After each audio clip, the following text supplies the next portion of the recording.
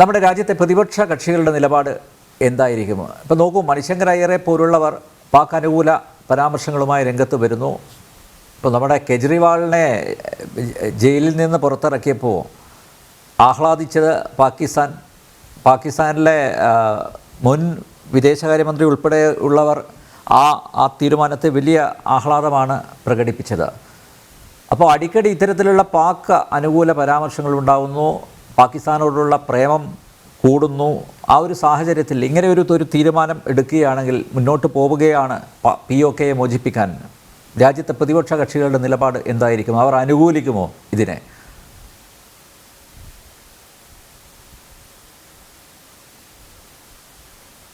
അല്ല, അതിപ്പോൾ എനിക്ക് പറയാൻ കഴിയില്ല. പക്ഷേ കഴിഞ്ഞ ഈ G20 ശേഷം നമ്മൾ കാണുന്നത് ഇന്ത്യയെ ഡീസ്റ്റെബിലൈസ് ചെയ്യാനുള്ള പരിപാടികളാണ് വെസ്റ്റേൺ രാജ്യങ്ങൾ ചെയ്യുന്നത്.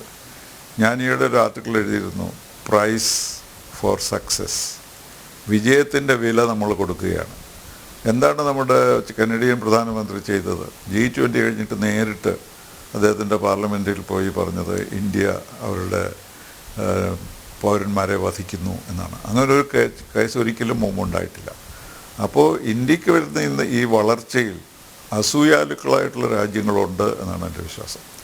ഇപ്പോൾ നമ്മൾ വാഷിങ്ടൺ ടൈംസോ ന്യൂയോർക്ക് ടൈംസോ വാഷിങ്ടൺ പോസ്റ്റോ വായിച്ചാൽ തോന്നുന്നു നമ്മളെല്ലാം ജയിലിലാണ് ഇവിടെ, സ്വാതന്ത്ര്യമില്ല, ആർക്കും ആരെ പറ്റിയും പറയാനില്ല. ഇതൊക്കെ എഴുതുന്ന ആരാണ്?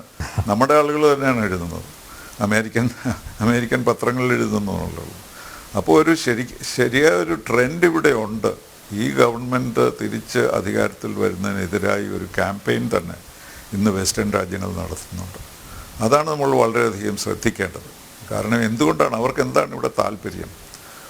ശ്രീ നരേന്ദ്രമോദിയെ എത്രമാത്രം പ്രകീർത്തിച്ചുകൊണ്ടാണ് ഈ രാജ്യങ്ങളെല്ലാം കഴിഞ്ഞ 10 വർഷം പ്രവർത്തിച്ചിട്ടുള്ളത്. അപ്പോൾ എന്തുകൊണ്ടാണ് ഈ മാറ്റം വന്നിരിക്കുന്നത്? ആ മാറ്റം യഥാർത്ഥത്തിൽ ഒരു വിജയത്തിൻ്റെ വില എന്ന് തന്നെയാണ് ഞാൻ പറയുന്നത്. അപ്പോൾ അത് നമ്മൾ ശ്രദ്ധിക്കേണ്ടതുണ്ട്. പക്ഷേ അത് തിരഞ്ഞെടുപ്പ് കഴിയുമ്പോൾ എനിക്ക് തോന്നുന്നത് അതൊക്കെ മാറും.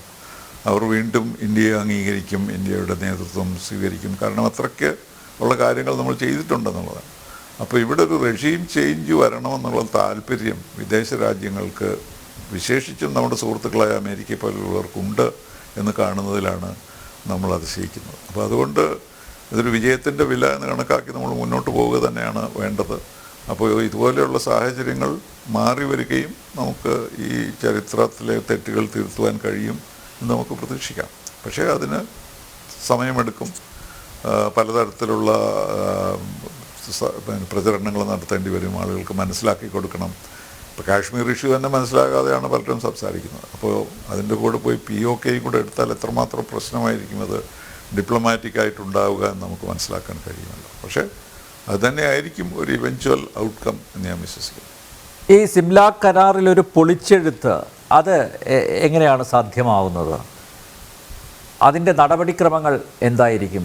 അത് ഈ ഇരു രാജ്യങ്ങളും തമ്മിലുള്ള പ്രശ്നങ്ങൾ കൂടുതൽ സങ്കീർണമാക്കുമോ?